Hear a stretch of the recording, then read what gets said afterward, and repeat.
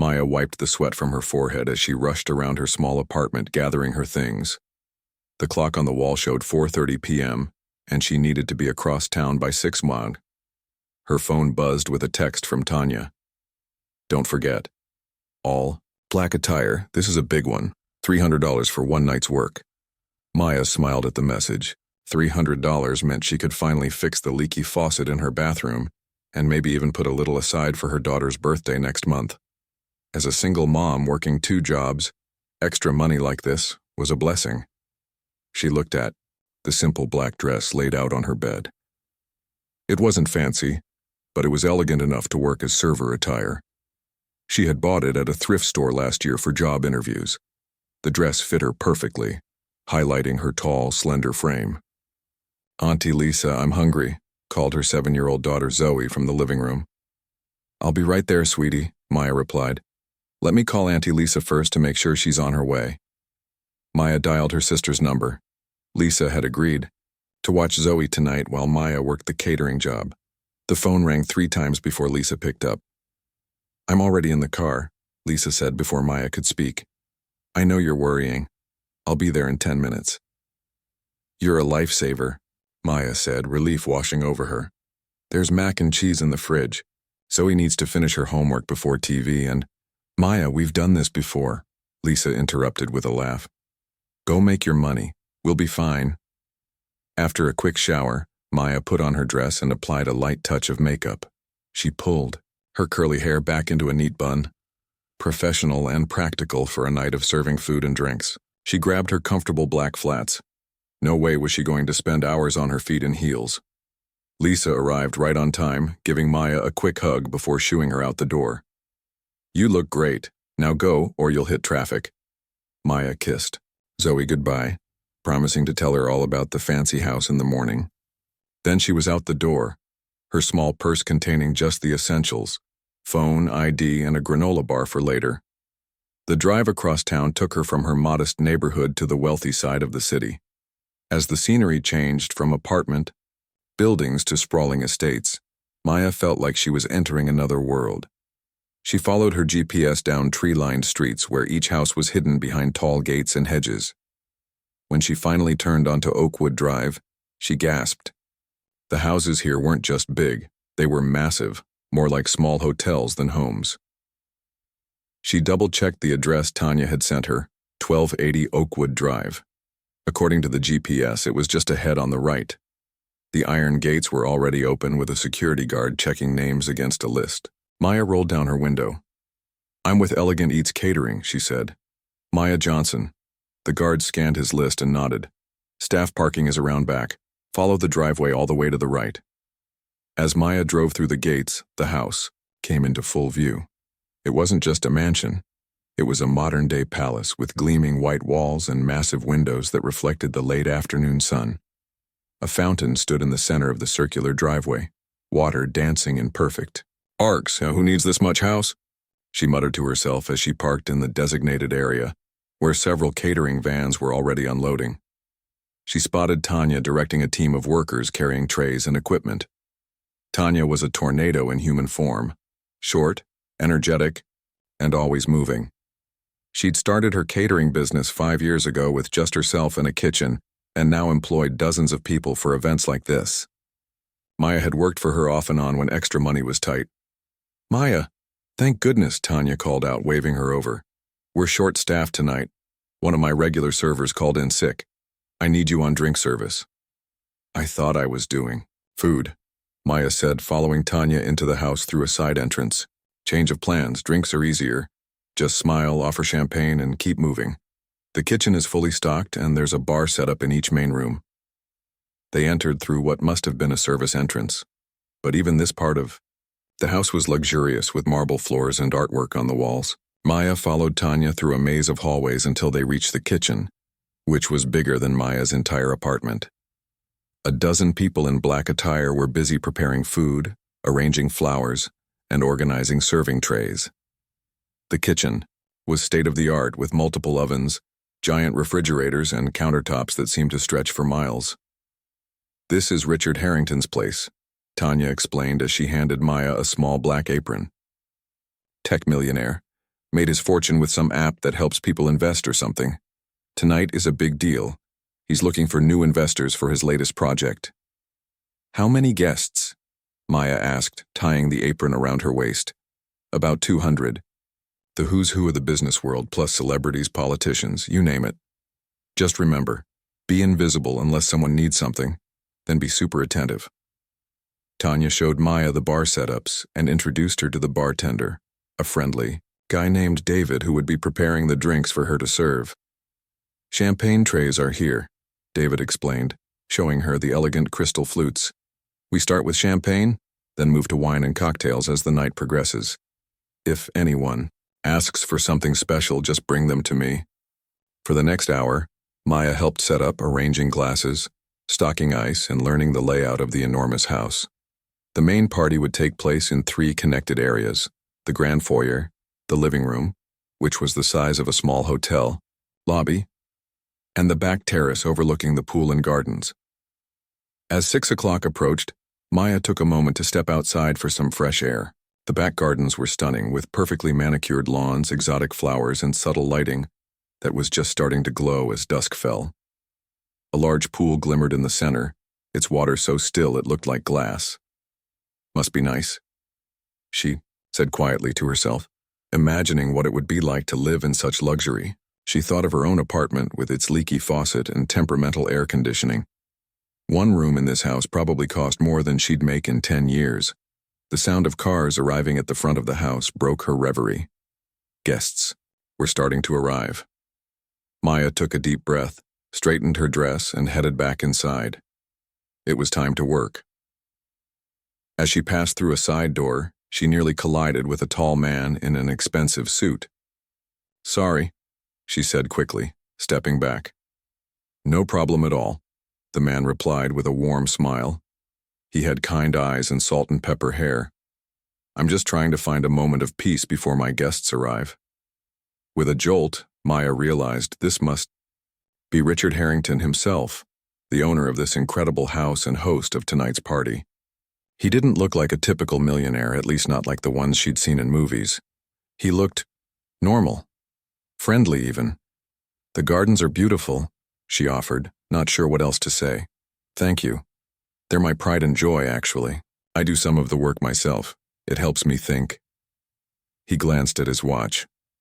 "Well, duty calls. The first guests will be arriving." With a nod, he disappeared down the hallway, leaving Maya standing there, surprised by the brief, pleasant exchange. Somehow, that small moment of humanity made her feel more at ease in this overwhelming place. Taking a deep breath, Maya headed back to the kitchen. It was time to become invisible, to blend into the background while making sure everyone had what they needed. For the next few hours, she would be part of the machinery that kept this glittering party running smoothly. But as she picked up her first tray of champagne glasses, she couldn't help but wonder about the lives of the people she would be serving tonight, people who lived in a world so different from her own that it might as well be another planet. The party was in full swing. Maya had been gliding through the crowded rooms for nearly an hour, her tray of champagne glasses growing lighter with each pass. The guests were a dazzling sight. Women in designer dresses that probably cost more than her rent, men in tailored suits that fit them perfectly. Diamonds sparkled, watches gleamed, and the air was filled with the sound of polite laughter and the gentle clinking of glasses. Maya kept her eyes down most of the time, offering drinks with a polite smile before moving on. She had learned early in her serving career that rich people preferred servers who didn't make eye contact for too long. It made them uncomfortable, as if suddenly reminded that the person holding their drink was, in fact, a person. "Would you like some champagne?" she asked a woman in a red dress, her voice taking on the professional, slightly distant tone she used for these events. "No, thank you, darling," the woman replied without looking at her, continuing her conversation about someone's yacht in the Mediterranean. Maya slipped away, weaving through the crowd toward the kitchen to refill her tray. As she passed through the living room, a waiter bumped into her, spilling a drop of champagne on her dress. "I'm so sorry," he whispered, looking mortified. "It's fine," Maya assured him with a smile. "It's just a tiny spot no one will notice." Still, as she entered the kitchen, she looked down at her dress with a frown. The spot was small but visible against the black fabric. She set down her tray and grabbed a clean towel, dabbing at the spot with water. "Everything okay?" Tanya asked, rushing past with a tray of canapes. "Just a small spill. I'm going to step outside for a minute to dry it properly." Tanya nodded distractedly, already focused on her next task. Maya slipped out through a side door that led to a small garden area, separate from the main terrace where guests were mingling. The night air was cool against her skin, a welcome relief from the warmth of the crowded rooms. She dabbed at the spot again, satisfied when it began to fade. As she stood there, she took a moment to breathe deeply, enjoying the brief solitude. The sounds of the party were muffled here, the chatter and music reduced to a distant hum. After a few minutes, Maya decided to head back inside. Rather than returning through the kitchen, she chose a different door that she thought would lead to the main hallway. She wanted to avoid the hectic kitchen for a moment longer. The door opened onto a quieter part of the house, a hallway lined with artwork that she hadn't seen before. Maya walked slowly, admiring the paintings, abstract pieces with splashes of vibrant color that somehow managed to look both chaotic and perfectly balanced. "Beautiful, aren't they?" a voice said behind her. Maya turned to find an older gentleman in a gray suit looking at the same painting she had been admiring. "Yes, they are," she replied, forgetting for a moment that she was supposed to be invisible. "The artist is a friend of mine," the man continued. "He has a studio in Barcelona. Such talent." Maya nodded, not sure what to say. She should probably excuse herself and get back to work, but there was something in the man's friendly expression that made her pause. "I'm George, by the way," he said, extending his hand. "George Winters." "Maya," she replied, shaking his hand briefly. "Nice to meet you." "First time at one of Richard's parties?" he asked. Maya hesitated. The man clearly thought she was a guest, not staff. She opened her mouth to correct him, but before she could speak, another voice called out, "George, there you are. Richard's been looking for you." A woman in a stunning blue dress approached, linking her arm through George's. She gave Maya a quick assessing glance, the kind that wealthy women seem to perfect, taking in her dress, her hair, her entire existence in a split second. "And who's this?" the woman asked, her tone polite but distant. "This is Maya," George said. "Maya, this is my wife Helen." "Lovely to meet you," Maya said, feeling increasingly awkward. Are you in tech as well?" Helen asked, cutting her off. "Or finance?" "Neither, actually," Maya said, still trying to find a graceful way to excuse herself. "Maya must be one of the VCs Richard mentioned," George said to his wife. "The ones flying in from New York for this specific presentation?" "I'm not," Maya began, but she was interrupted again, this time by a commotion at the far end of the hallway. A group of people entered, and at their center was Richard Harrington, the man she had briefly met earlier. He was talking animatedly, gesturing with his hands as he explained something to the attentive group around him. When he glanced up and saw them, his face broke into a smile. "George. Helen. I see you've met Ms. Montgomery already," he called, walking toward them. Maya froze. "Ms. Montgomery?" He thought she was someone else entirely. This misunderstanding was getting out of hand very quickly.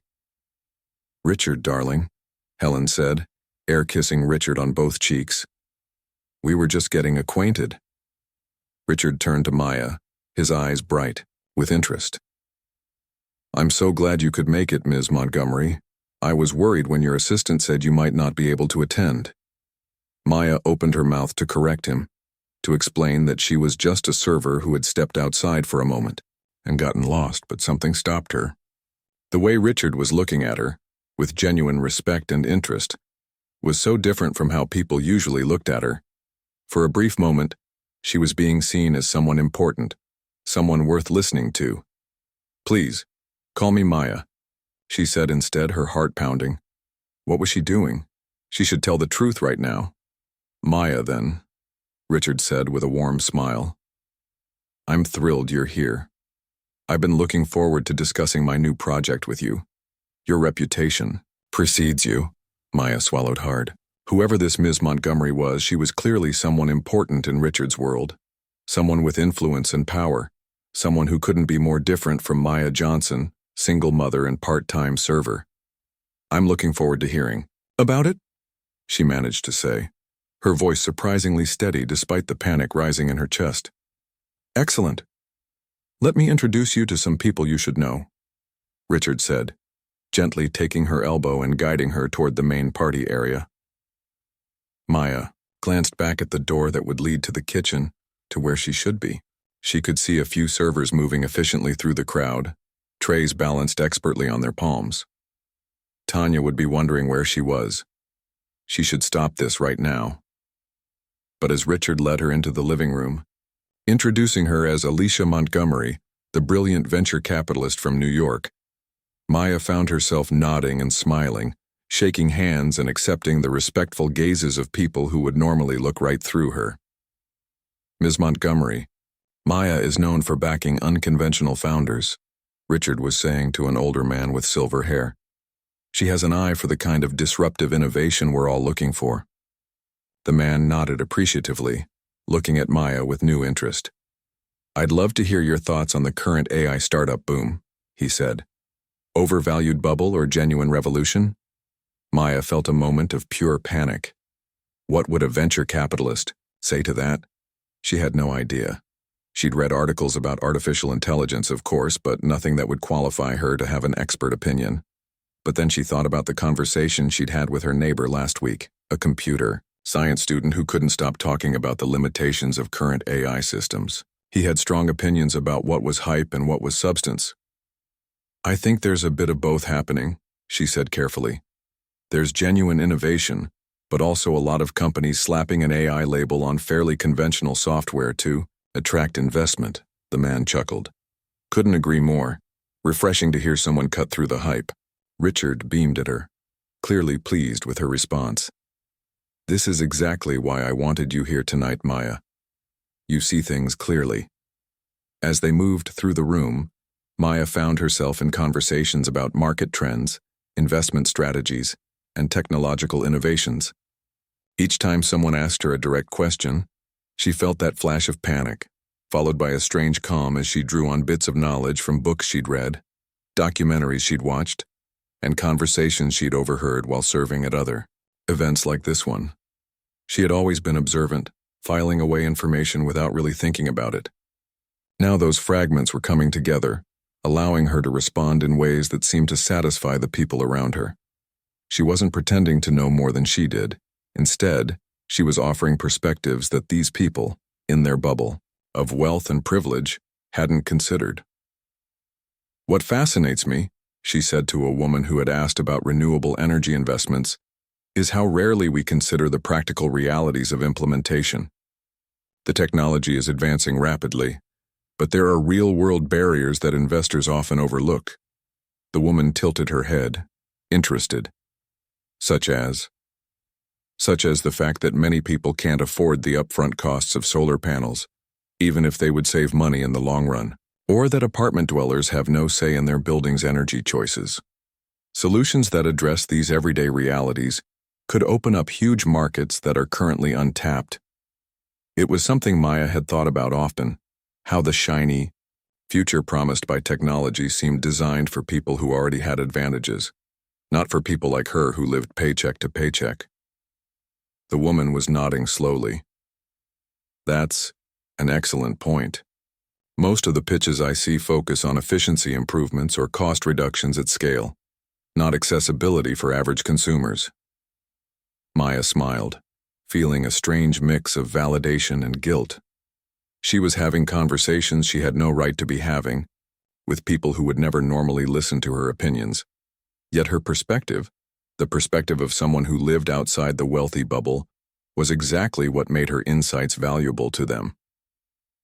As the evening wore on, Maya found herself drawn deeper into the charade. Richard kept introducing her to more people, proudly talking about her track record of successful investments as if he knew her well. She gathered that the real Alicia Montgomery was something of a legend in venture capital circles, known for backing startups that others had overlooked, many of which had gone on to become hugely successful. "I've been trying to get her attention for months," Richard confided to another guest, speaking about Maya as if she wasn't standing right there. "Her investment would be a game changer for us." Maya sipped her champagne slowly, wondering how long she could keep this up before someone discovered the truth. Where was the real Alicia Montgomery? Would she suddenly appear, exposing Maya's deception to everyone? And what would happen when Tanya realized she was missing from the serving staff? Maya glanced at her watch. She had been playing this role for nearly 45 minutes now. Surely someone was looking for her. Tanya nodded distractedly, already focused on her next task. Maya slipped out through a side door that led to a small garden area, separate from the main terrace where guests were mingling. The night air was cool against her skin, a welcome relief from the warmth of the crowded rooms. She dabbed at the spot again, satisfied when it began to fade. As she stood there, she took a moment to breathe deeply, enjoying the brief solitude. The sounds of the party were muffled here, the chatter and music reduced to a distant hum. After a few minutes, Maya decided to head back inside. Rather than returning through the kitchen, she chose a different door that she thought would lead to the main hallway. She wanted to avoid the hectic kitchen for a moment longer. The door opened onto a quieter part of the house, a hallway lined with artwork that she hadn't seen before. Maya walked slowly, admiring the paintings, abstract pieces with splashes of vibrant color that somehow managed to look both chaotic and perfectly balanced. "Beautiful, aren't they?" a voice said behind her. Maya turned to find an older gentleman in a gray suit looking at the same painting she had been admiring. "Yes, they are," she replied, forgetting for a moment that she was supposed to be invisible. "The artist is a friend of mine," the man continued. "He has a studio in Barcelona. Such talent." Maya nodded, not sure what to say. She should probably excuse herself and get back to work, but there was something in the man's friendly expression that made her pause. "I'm George, by the way," he said, extending his hand. "George Winters." "Maya," she replied, shaking his hand briefly. "Nice to meet you." "First time at one of Richard's parties?" he asked. Maya hesitated. The man clearly thought she was a guest, not staff. She opened her mouth to correct him, but before she could speak, another voice called out, "George, there you are. Richard's been looking for you."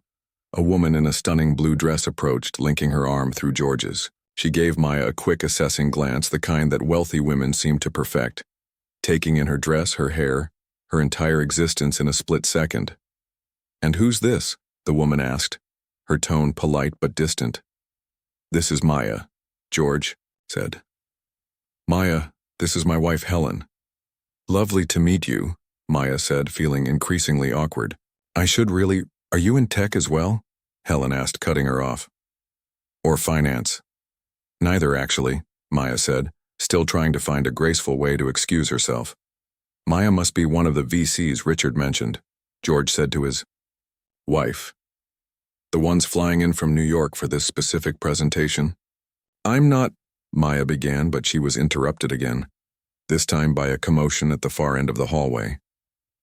A group of people entered, and at their center was Richard Harrington, the man she had briefly met earlier. He was talking animatedly, gesturing with his hands as he explained something to the attentive group around him. When he glanced up and saw them, his face broke into a smile. "George. Helen. I see you've met Ms. Montgomery already," he called, walking toward them. Maya froze. "Ms. Montgomery?" He thought she was someone else entirely. This misunderstanding was getting out of hand very quickly. "Richard, darling," Helen said, air-kissing Richard on both cheeks. "We were just getting acquainted." Richard turned to Maya, his eyes bright with interest. "I'm so glad you could make it, Ms. Montgomery. I was worried when your assistant said you might not be able to attend." Maya opened her mouth to correct him, to explain that she was just a server who had stepped outside for a moment and gotten lost, but something stopped her. The way Richard was looking at her, with genuine respect and interest, was so different from how people usually looked at her. For a brief moment, she was being seen as someone important, someone worth listening to. "Please, call me Maya," she said instead, her heart pounding. What was she doing? She should tell the truth right now. "Maya, then," Richard said with a warm smile. "I'm thrilled you're here. I've been looking forward to discussing my new project with you. Your reputation precedes you." Maya swallowed hard. Whoever this Ms. Montgomery was, she was clearly someone important in Richard's world. Someone with influence and power. Someone who couldn't be more different from Maya Johnson, single mother and part-time server. "I'm looking forward to hearing about it," she managed to say, her voice surprisingly steady despite the panic rising in her chest. "Excellent. Let me introduce you to some people you should know," Richard said, gently taking her elbow and guiding her toward the main party area. Maya glanced back at the door that would lead to the kitchen, to where she should be. She could see a few servers moving efficiently through the crowd, trays balanced expertly on their palms. Tanya would be wondering where she was. She should stop this right now. But as Richard led her into the living room, introducing her as Alicia Montgomery, the brilliant venture capitalist from New York, Maya found herself nodding and smiling, shaking hands and accepting the respectful gazes of people who would normally look right through her. "Ms. Montgomery, Maya is known for backing unconventional founders," Richard was saying to an older man with silver hair. "She has an eye for the kind of disruptive innovation we're all looking for." The man nodded appreciatively, looking at Maya with new interest. "I'd love to hear your thoughts on the current AI startup boom," he said. "Overvalued bubble or genuine revolution?" Maya felt a moment of pure panic. What would a venture capitalist say to that? She had no idea. She'd read articles about artificial intelligence, of course, but nothing that would qualify her to have an expert opinion. But then she thought about the conversation she'd had with her neighbor last week, a computer science student who couldn't stop talking about the limitations of current AI systems. He had strong opinions about what was hype and what was substance. "I think there's a bit of both happening," she said carefully. "There's genuine innovation, but also a lot of companies slapping an AI label on fairly conventional software to attract investment," the man chuckled. "Couldn't agree more. Refreshing to hear someone cut through the hype." Richard beamed at her, clearly pleased with her response. "This is exactly why I wanted you here tonight, Maya. You see things clearly." As they moved through the room, Maya found herself in conversations about market trends, investment strategies, and technological innovations. Each time someone asked her a direct question, she felt that flash of panic, followed by a strange calm as she drew on bits of knowledge from books she'd read, documentaries she'd watched, and conversations she'd overheard while serving at other events like this one. She had always been observant, filing away information without really thinking about it. Now those fragments were coming together, allowing her to respond in ways that seemed to satisfy the people around her. She wasn't pretending to know more than she did. Instead, she was offering perspectives that these people, in their bubble of wealth and privilege, hadn't considered. "What fascinates me," she said to a woman who had asked about renewable energy investments, "is how rarely we consider the practical realities of implementation. The technology is advancing rapidly, but there are real-world barriers that investors often overlook." The woman tilted her head, interested. Such as the fact that many people can't afford the upfront costs of solar panels, even if they would save money in the long run, or that apartment dwellers have no say in their building's energy choices. Solutions that address these everyday realities could open up huge markets that are currently untapped. It was something Maya had thought about often, how the shiny future promised by technology seemed designed for people who already had advantages, not for people like her who lived paycheck to paycheck. The woman was nodding slowly. "That's an excellent point. Most of the pitches I see focus on efficiency improvements or cost reductions at scale, not accessibility for average consumers." Maya smiled, feeling a strange mix of validation and guilt. She was having conversations she had no right to be having, with people who would never normally listen to her opinions. Yet her perspective, the perspective of someone who lived outside the wealthy bubble, was exactly what made her insights valuable to them. As the evening wore on, Maya found herself drawn deeper into the charade. Richard kept introducing her to more people, proudly talking about her track record of successful investments as if he knew her well. She gathered that the real Alicia Montgomery was something of a legend in venture capital circles, known for backing startups that others had overlooked, many of which had gone on to become hugely successful. "I've been trying to get her attention for months," Richard confided to another guest, speaking about Maya as if she wasn't standing right there. "Her investment would be a game changer for us." Maya sipped her champagne slowly, wondering how long she could keep this up before someone discovered the truth. Where was the real Alicia Montgomery? Would she suddenly appear, exposing Maya's deception to everyone? And what would happen when Tanya realized she was missing from the serving staff? Maya glanced at her watch. She had been playing this role for nearly 45 minutes now. Surely someone was looking for her. The lights dimmed slightly and Richard took the stage, standing confidently before the assembled crowd. "Thank you all for coming tonight," he began. "I'm excited to share with you a project that I believe has the potential to transform financial services for millions of underserved Americans." As he launched into his presentation, complete with sleek slides and compelling statistics, Maya found herself genuinely impressed.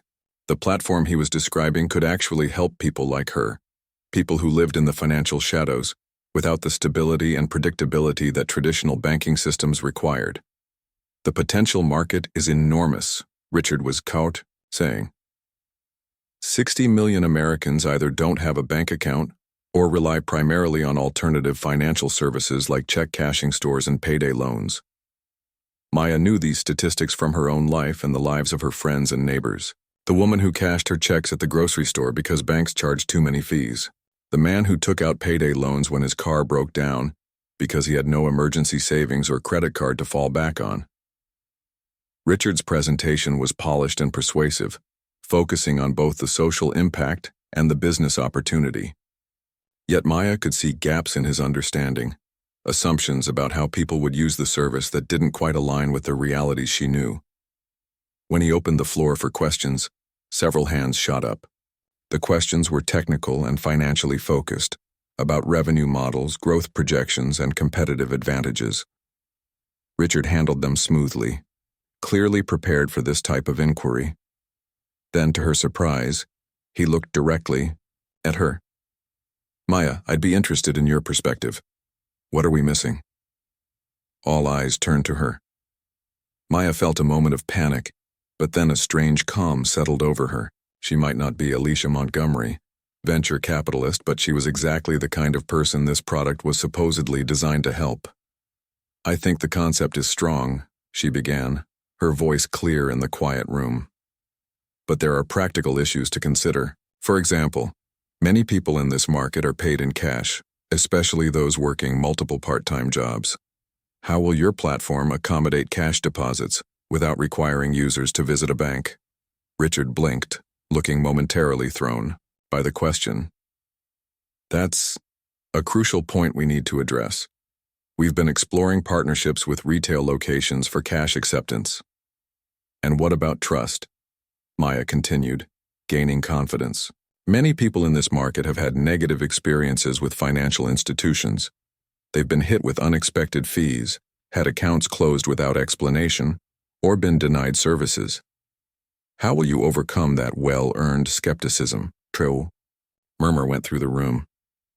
These weren't the typical questions asked at investor presentations, focused on ROI and market share. These were questions about the lived realities of the supposed end users. "Trust is indeed our biggest challenge," Richard acknowledged. "We're planning a community ambassador program and transparent fee structures, but I'd welcome more ideas on this front." The conversation shifted, with other attendees building on Maya's questions, exploring angles that hadn't been considered before. Maya caught glimpses of people nodding as she spoke, some taking notes. For the first time in her life, she was in a room full of powerful people who were actually listening to her. As the presentation concluded and the lights came back up, Several people approached to continue the conversation. Maya found herself discussing ideas with founders of other startups, exchanging perspectives with researchers, and even giving advice based on her own experiences, thinly veiled as observations of the market. Your insights were invaluable, Richard said when he finally made his way back to her side. You highlighted exactly the kind of real-world considerations that we need to address. Maya smiled, feeling both proud and increasingly uncomfortable. The longer this went on, the more difficult it would be to explain when the truth inevitably came out. I should probably circulate a bit more, she said, looking for an escape route, a way to slip away and somehow return to the kitchen. Of course, Richard replied. But before you go, would you be open to meeting with my team next week? A more detailed discussion about the platform? Your perspective would be incredibly valuable as we refine our approach. Maya froze. This had gone too far. A fake identity for one evening was one thing, but carrying the deception forward was another entirely. She began, but was interrupted by a commotion near the door. Tanya had entered the library, her face flushed and worried. As she scanned the crowd, their eyes met across the room, and Maya saw Tanya's expression shift from anxiety to complete confusion. The moment of truth had arrived. Tanya's confused expression quickly hardened into something more serious as she marched across the room toward Maya. The conversations around them continued, no one yet aware of the storm about to break. There you are, Tanya said, her voice tight with controlled anger. I've been looking everywhere for you. Richard turned, surprised by the interruption. Can I help you? He asked politely. Tanya ignored him, focusing entirely on Maya. We're short-staffed and you disappeared. David has been handling drinks alone for the past hour. Maya felt the blood drain from her face as Richard looked between the two women, confusion evident in his expression. I don't understand, he said, slowly. You two know each other? She works for me, Tanya said bluntly. She's supposed to be serving drinks, not whatever this is. She gestured vaguely at Maya's position among the guests.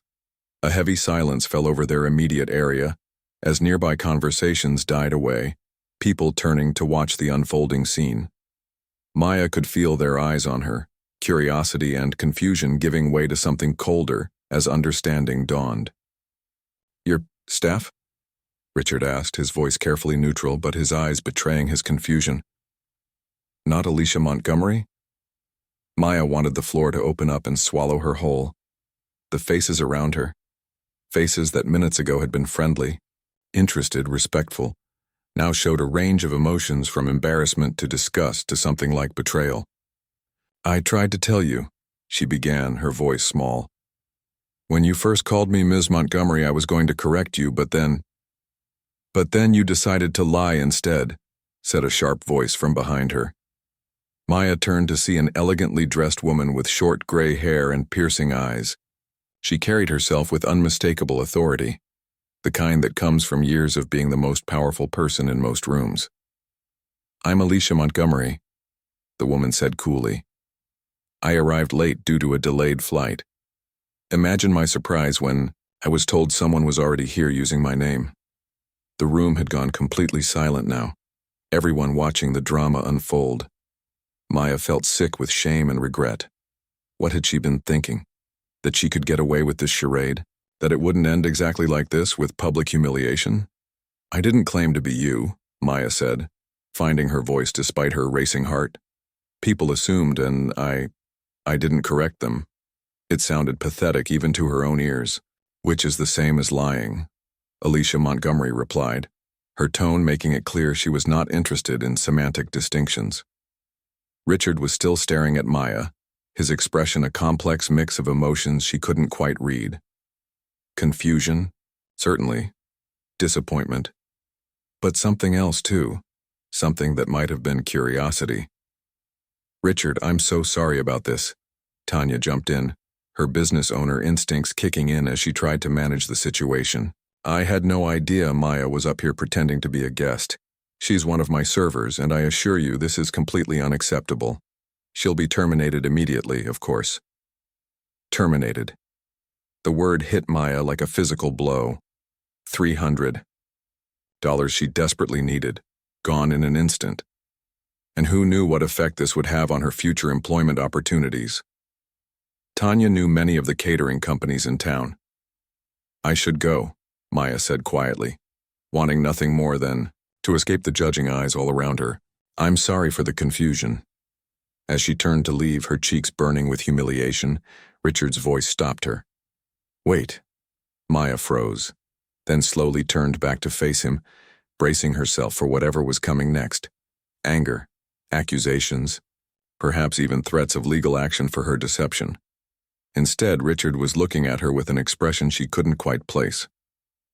"Those questions you asked during the presentation," he said, "about cash deposits and trust, those weren't theoretical questions, were they?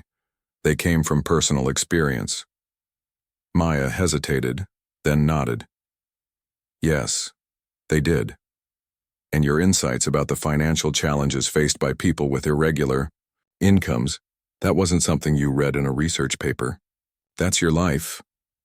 It wasn't a question, but Maya answered anyway. "Yes." Richard turned to the real Alicia Montgomery. "I apologize for the confusion, Alicia. We've been looking forward to your arrival. But I'd like a few minutes to speak with Maya before she leaves." Alicia Montgomery raised an eyebrow, clearly surprised by this turn of events. "As you wish," she said coolly. "Though I must say this is highly irregular." "So is my business model," Richard replied with a small smile. "That's why I invited you here in the first place." He turned to Tanya. "Would you excuse us for a moment? I'd like to speak with Maya privately." Tanya looked stunned. "Of course," she managed to say. "But I want to assure you that this behavior in no way reflects on Elegant Eats Catering. We maintain the highest professional standards and—" "I'm not concerned about that," Richard interrupted, gently. "Your service has been impeccable. This is a separate matter." He gestured for Maya to follow him, leading her away from the staring crowd out of the library and into a small study across the hall. It was a cozy room with leather chairs and walls lined with books. Richard closed the door behind them, muffling the murmur of conversation that had erupted in their wake. Maya stood awkwardly in the center of the room, her hands clasped tightly in front of her, waiting for whatever came next. Part of her still expected anger or recrimination, despite Richard's unexpected reaction in the library. "Please sit down," Richard said, indicating one of the chairs. Maya perched on the edge of the seat, too tense to relax. Richard sat across from her, studying her face with that same unreadable expression. "I should start by saying that what you did was wrong," he said finally. "Allowing people to believe you were someone you weren't, that crossed a line." Maya nodded, looking down at her hands. "I know. I'm truly sorry. It just happened. And then it kept going, and I didn't know how to stop it." "But," Richard continued, causing her to look up in surprise, "I'm more interested in what happened after that initial deception, because something unusual occurred tonight." "What do you mean?" Maya asked cautiously. "I mean that despite not being a venture capitalist, despite having no formal expertise in finance or technology, you provided some of the most valuable insights I've received about my project." Richard leaned forward, his expression earnest. "Now, you saw holes in our planning that no one else, not my team, not our consultants, not the actual investors, had identified." Maya blinked, taken aback by this assessment.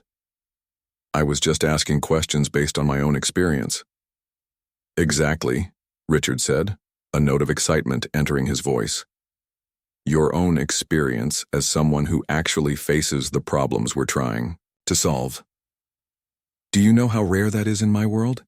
To get direct, unfiltered feedback from the very people we claim to be helping?" He stood up and paced across the room, suddenly energetic. "Everyone in that room is talking about financial inclusion and serving the underbanked. But how many of them have ever lived paycheck to paycheck? How many have struggled to build credit with an irregular income? How many have faced the actual, practical challenges that our potential users face every day?" Maya watched him pace, not sure where this was going. "Probably not many," she admitted. "None," Richard said emphatically. "Not a single person in that room except you." He stopped, pacing, and looked at her directly.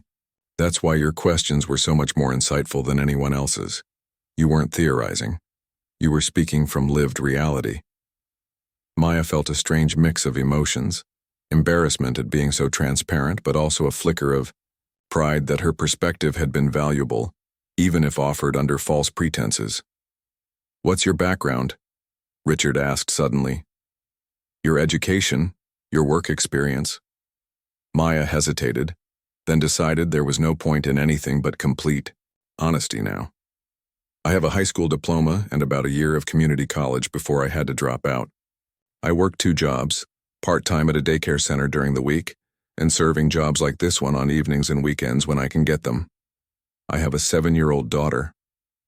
Richard nodded, absorbing this information without judgment. "And how do you manage your finances with that irregular income?" The question was asked with genuine curiosity, not condescension.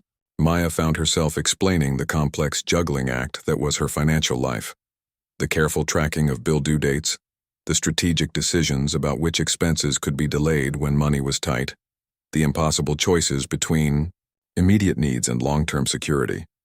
As she spoke, Richard listened intently, occasionally asking clarifying questions. He didn't interrupt or try to offer solutions. He simply listened as if her experiences were valuable data he was collecting. When she finished, he was quiet for a moment, thinking. Then he said, "I want to offer you a job." Maya stared at him, certain she had misheard. "Excuse me?" "Not as a venture capitalist," Richard clarified with a small smile, "but as a consultant for my company. We need someone who understands the real-world challenges of our target users, not from research, papers, or focus groups, but from actual experience." Maya shook her head, trying to process this unexpected turn. "You want to hire me? After I lied to you and your guests?" "I prefer to think of it as an unplanned audition," Richard replied. "One that demonstrated exactly the perspective we've been missing." His expression became more serious. "What you did tonight wasn't right, but your insights were genuine and valuable. That's what matters to me right now." Maya's mind was racing. Was this real, or just some bizarre extension of the evening's surreal events? What would this job involve exactly? She asked cautiously.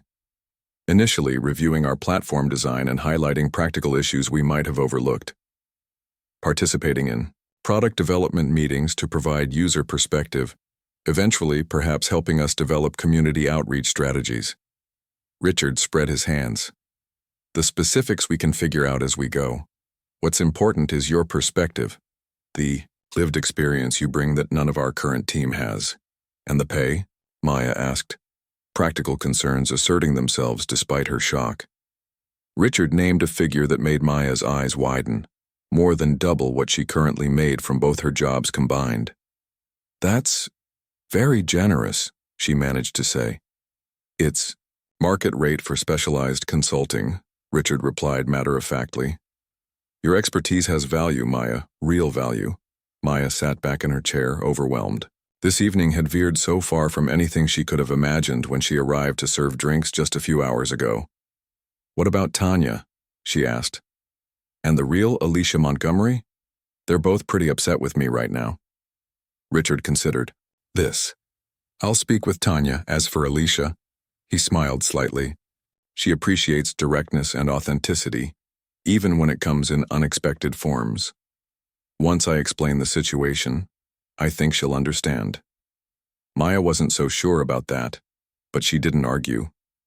This entire situation felt like a dream, like something that happened to other people, not to her. "I should warn you," Richard continued. "Some of my team won't understand this decision. They'll think I'm crazy for hiring someone based on what happened tonight. They'll question your qualifications." "They'd be right to," Maya said honestly.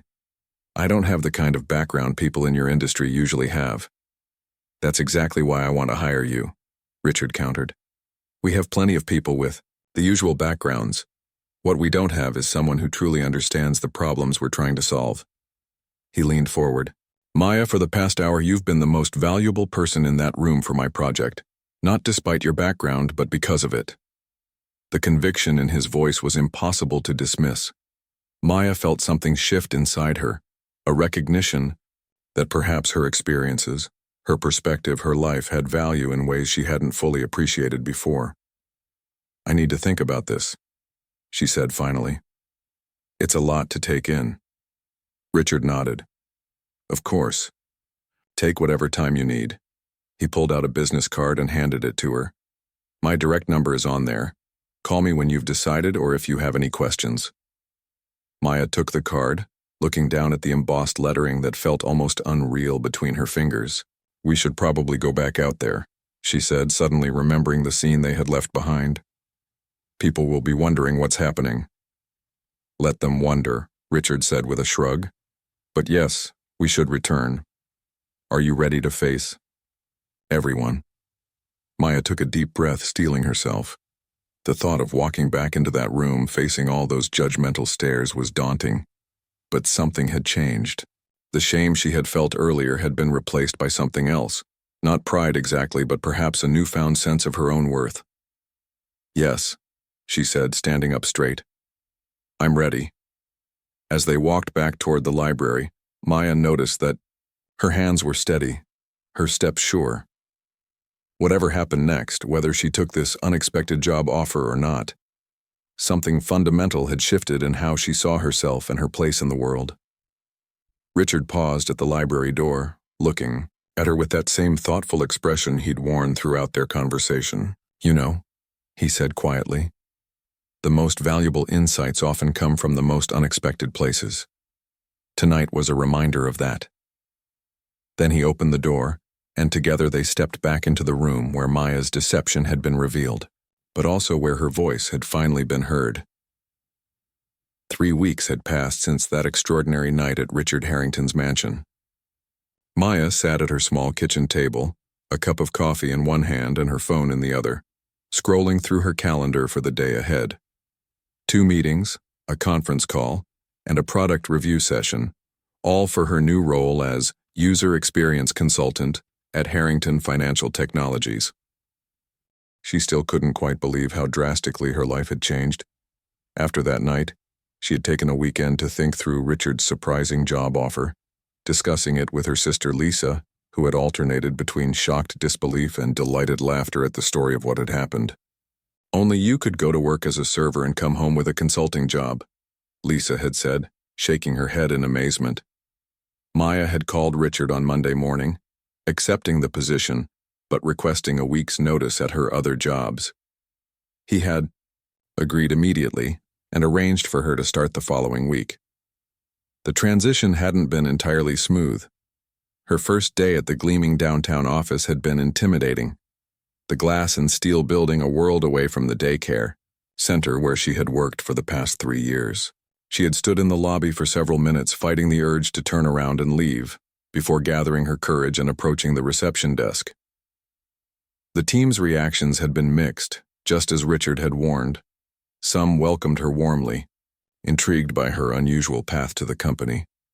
Others were more skeptical, clearly wondering what qualifications she could possibly bring to the table. A few were openly hostile, particularly Thomas, the head of product development, who seemed to view her hiring as a personal affront. "So you have no background in finance or technology," he had said during her first team meeting, his tone making it clear what he thought of that. "What exactly are you bringing to this project?"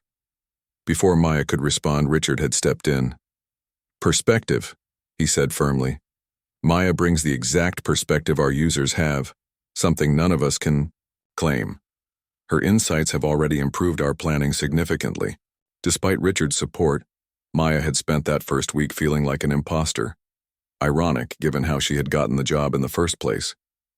But gradually, as she found her voice in meetings and saw her suggestions taken seriously, her confidence had grown. "Mom, I can't find my blue shirt," Zoe called from her bedroom, pulling Maya back to the present moment. "Check the laundry basket," she called back, smiling as she heard her daughter's footsteps pattering down the hallway to the small laundry area. The biggest change wasn't the job itself, but what it had enabled. The steady, substantial income meant that for the first time in years, Maya wasn't living on the financial edge. She had been able to quit both her previous jobs, giving her evenings and weekends with Zoe. She had hired a plumber to fix not just the leaky faucet but several other minor problems in the apartment that she'd been ignoring for lack of funds. And perhaps most significantly, she had started putting money aside for Zoe's education, a dream that had seemed impossibly distant just a month ago. Her phone buzzed with a text message from Richard. "Don't forget we have the focus group at 11. Your input will be crucial." Maya texted back a quick confirmation. The focus group would be testing the initial interface design for the financial platform, and Maya had been instrumental in ensuring that the people recruited for the session actually reflected the target users, not just in demographic terms, but in their financial situations and challenges.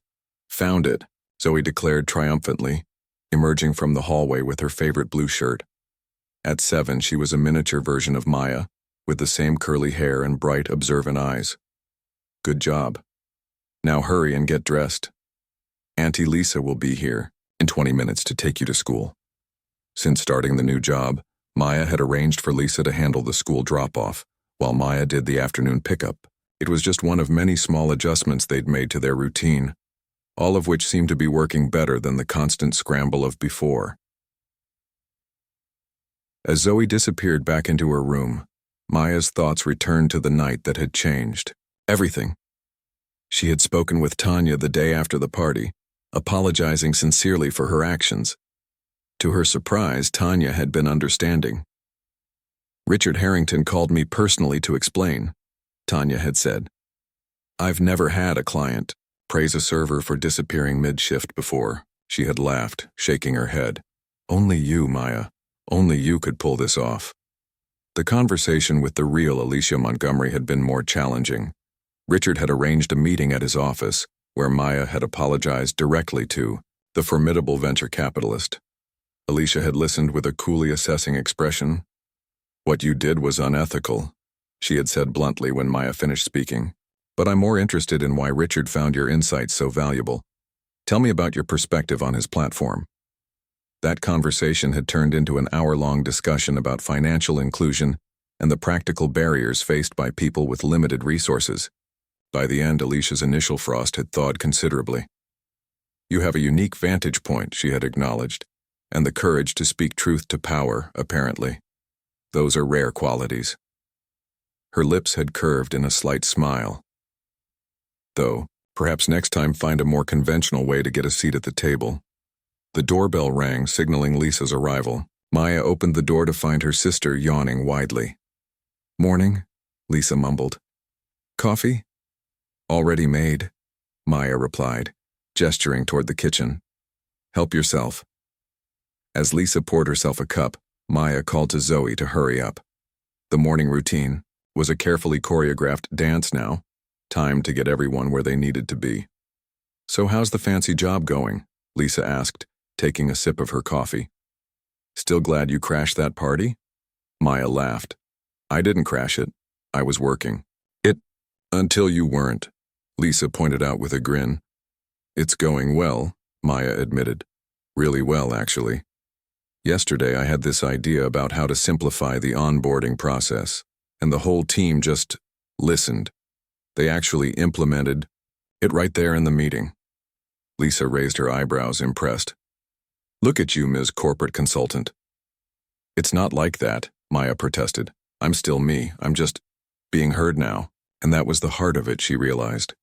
The job title and the salary were wonderful, but the most profound change was being in a position where her voice mattered, where her experiences and insights were valued rather than dismissed or ignored. Zoe emerged from her room, backpack in hand, ready for school. "Can we get ice cream after school today?" she asked hopefully.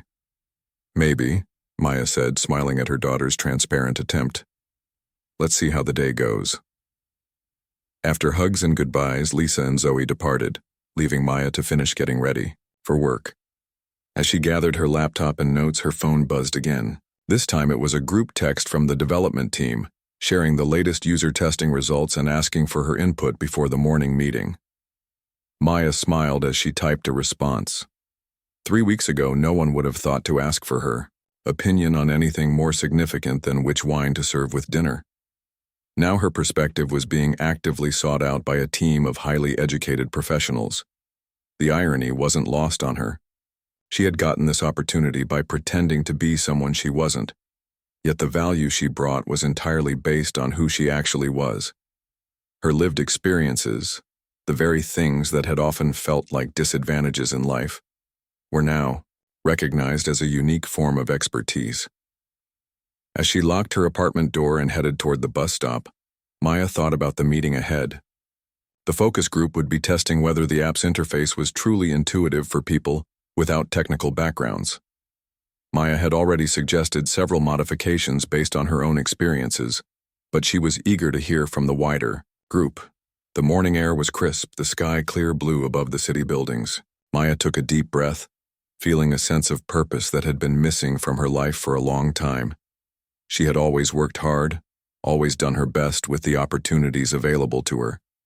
But now, for the first time, she felt like she was exactly where she was meant to be, doing something that mattered. Her bus arrived and she boarded it with a greeting to the driver, whom she now saw regularly on her morning commute. As she settled into a seat, her phone buzzed once more. This time it was a message from an unexpected source. George Winters, the older gentleman she had first met in the hallway on that fateful night. Heard you're making waves at Harrington's company. Not surprised. Your insights at the party were spot on. Having dinner with Richard next week. Would love for you to join us, properly invited this time. Maya laughed softly, drawing curious glances from nearby passengers. She texted back a grateful acceptance, marveling at how her world had expanded in such a short time. As the bus made its way downtown, Maya gazed out the window at the passing city. She still lived in the same apartment, still took the bus to work, still worried about her daughter's future. But something fundamental had shifted in how she saw herself and her place in the world. The bus stopped near the gleaming office building where she now worked. Maya stepped off, joining the stream of professionals heading into their workplaces. No one looking at her would guess the unusual path that had brought her here, from server to imposter to valued consultant in the space of a single evening. At the building's entrance, she paused for a moment, looking up at the towering structure of glass and steel. Then she straightened her shoulders, held her head high, and walked through the doors with confidence, ready to ensure that her voice, and by extension, the voices of countless others like her, would continue to be heard. As she rode the elevator to the 14th floor, Maya thought about the presentation she would be giving later that week, her analysis of the platform's accessibility features. Richard had specifically asked her to lead this discussion, overriding Thomas's objections. Maya sees things the rest of us miss, Richard had said firmly. That's exactly why she's here. The elevator doors opened onto the now familiar office space. Open plan, modern, with floor-to-ceiling windows offering spectacular views of the city. Several colleagues greeted her as she made her way to her desk, including Diane from marketing, who had become something of a mentor, helping Maya navigate the unfamiliar corporate environment. Ready for the focus group? Diane asked, falling into step beside her. Definitely, Maya replied. I'm especially interested in seeing how they respond to the simplified verification process. Your idea, right? Diane smiled. Thomas was against it, but early testing shows it's working beautifully. Less abandonment in the registration flow. Maya nodded, trying not to show too much satisfaction at this small victory. Thomas had argued vehemently that reducing the verification steps would compromise security, but Maya had pushed back, explaining how each additional requirement created barriers for users with limited documentation or complicated financial histories. People will just give up if it's too complicated, she had insisted. Trust has to be earned. You can't demand it up front. Richard had supported her position, and the simplified process had been implemented in the test version. Now the data was proving her right. More users were completing the registration process successfully. As she settled at her desk and prepared for the day ahead, Maya reflected on how much she had learned in these past weeks. About financial, technology, about product development, about corporate culture. But she had also discovered something about herself. that her perspective had value, that her voice deserved to be heard. The morning meeting began with Richard outlining the day's objectives. As Maya listened and contributed, she felt none of the insecurity that had plagued her those first days. She belonged here not despite her background, but because of it. Her experiences, the very things that set her apart from her colleagues, were precisely what made her valuable to the team. Later, as she observed the focus group through a one-way mirror, Maya watched ordinary people struggling with some aspects of the app interface that the development team had thought were intuitive. She made notes, identifying patterns in the confusion, already formulating suggestions for improvements. "They're having exactly the problems you predicted," Richard said quietly, appearing beside her. "The technical team wouldn't have caught this." Maya nodded, focused on a middle-aged woman who was frowning at the screen, clearly uncertain about how to proceed. "The language is still too technical, and that icon doesn't clearly convey its function." "Fix it," Richard said simply. "Whatever you think it needs." That was how it worked now. Her observations were taken seriously, her suggestions implemented. She wasn't just being included as a token gesture. Her input was genuinely valued and acted upon. After the focus group concluded, Maya joined a debrief with the development team. As she outlined the issues she had observed and proposed solutions, she noticed that even Thomas was listening attentively, though he still occasionally challenged her suggestions. "Users won't understand that terminology," she explained, pushing back on his preference for technical precision over clarity. "They'll get frustrated and give up." "But your alternative is less specific," Thomas argued. "It could create confusion later." "Then we provide more information progressively," Maya countered. "Start with language people understand, then introduce more specific terms as they become relevant." Others on the team nodded in agreement, and eventually, Thomas conceded the point. It was a small victory, but Maya treasured these moments, not for the sake of winning arguments, but because each one meant the final product would be more accessible to people like her, people who had been excluded from financial services for too long. At the end of the workday, Maya packed up her things and headed out to pick up Zoe from her after-school program. As she waited at the bus stop, she checked her email one last time and found a message from Richard with the subject line, "Next Phase." The email outlined plans to expand the project, creating educational components to accompany the financial platform. Richard was proposing that Maya lead this initiative, drawing on her understanding of the information gaps that prevented many people from accessing financial services effectively. "Your insights have been invaluable to the core platform," Richard wrote. "Now I want you to help us build the educational foundation that will make it truly accessible to everyone." It was a significant promotion, with increased responsibilities and a corresponding salary increase. Maya stared at the figures, hardly able to believe what she was reading. Just weeks ago, she had been juggling 2 low-paying jobs and still struggling to make ends meet. Now she was being offered an opportunity that could provide long-term security for herself and Zoe. As the bus arrived, Maya tucked her phone away, her mind racing with possibilities. She thought about the educational content she could develop. Practical, straightforward explanations of financial concepts that had always been presented in unnecessarily complex ways. She thought about all the people like her who could benefit from finally having access to tools and information designed with their needs in mind. The bus wound its way through the city streets toward Zoe's school. Maya gazed out the window, watching the changing neighborhoods, from the sleek downtown district to the more modest residential areas where she had always lived. She had moved between these worlds as a server, invisible to the wealthy clients she catered to. Now she was building a bridge between them, using her understanding of both to create something genuinely valuable. When the bus reached her stop, Maya stepped off with a sense of purpose and possibility. The future stretching before her was very different from anything she could have imagined just a month ago. It had all started with a misunderstanding, or perhaps, she thought with a smile, with finally being seen. As she walked toward Zoe's school, Maya remembered what Richard had said to her during their private conversation after her deception was revealed. The most valuable insights often come from the most unexpected places. How true that had proven to be, not just for Richard and his company, but for Maya herself. She had discovered strengths and abilities she hadn't known she possessed, found her voice in rooms where she would once have been invisible, and built a bridge between two worlds that rarely truly saw each other. The school came into view and Maya caught sight of Zoe in the playground, laughing with friends. Her heart swelled with love and hope. Whatever came next, she knew one thing for certain. She would never again allow herself or her perspective to be dismissed or overlooked.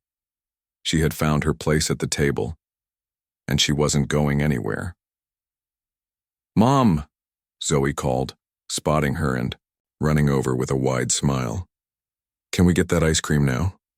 Maya laughed, taking her daughter's hand. "Yes," she said. "I think we have a lot to celebrate."